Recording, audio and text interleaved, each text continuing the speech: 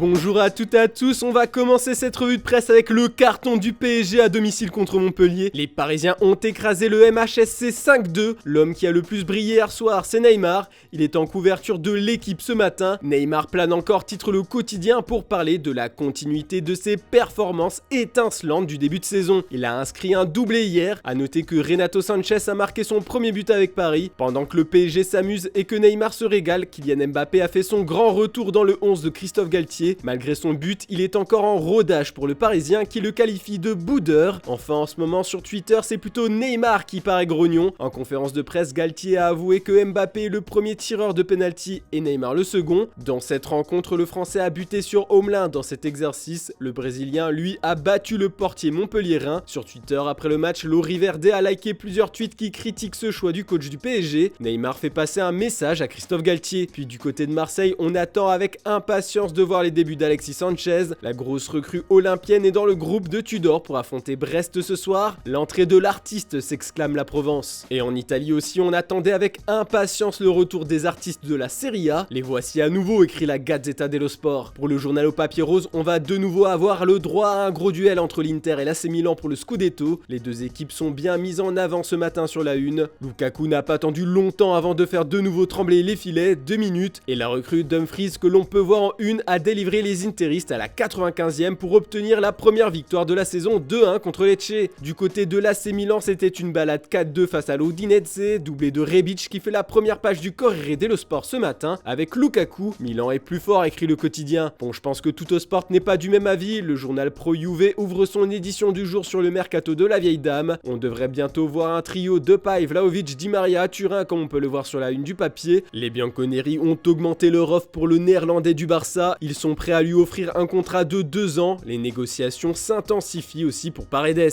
En parlant du Barça, le club catalan était attendu au tournant hier soir pour le premier match de la saison. Xavi a lancé dans le grand bain de la Liga 3 de ses recrues phares de l'été comme titulaires, Andreas Christensen, Robert Lewandowski et Rafinha. Mais les Catalans n'ont pas su trouver la faille face au Rayo Vallecano, match nul 0-0. Un mauvais départ pour Mundo Deportivo. Cette attaque de feu, c'est un pétard mouillé, écria sur sa une. Les journaux espagnols mettent bien en avant le but refusé pour hors-jeu du canonnier polonais. Le numéro 9 du Barça est aussi sur la une de Marca. Ce dimanche, Sport lance un avertissement au Blaugrana. Ça ne fait que commencer. Mais bon, ce samedi, le club qui a le plus de difficultés à démarrer sa saison, et les fans commencent à en avoir un peu trop l'habitude, c'est Manchester United. Les Red Devils ont vécu un cauchemar sur la pelouse de Brentford. Une nouvelle déchéance, comme l'écrit si bien The Daily Telegraph ce matin. Alors que la victoire semblait à leur portée avec Cristiano Ronaldo comme titulaire, ils ont été humiliés 4-0 en une mi-temps. Les buts sont dus à de grosses boulettes en défense. Avec leur nouveau maillot vert fluo, The Sun est moqueur ce matin et qualifie les hommes de Ténard de bouteilles en plastique. Un ancien du club, Gary Neville, a fortement critiqué son ancienne équipe.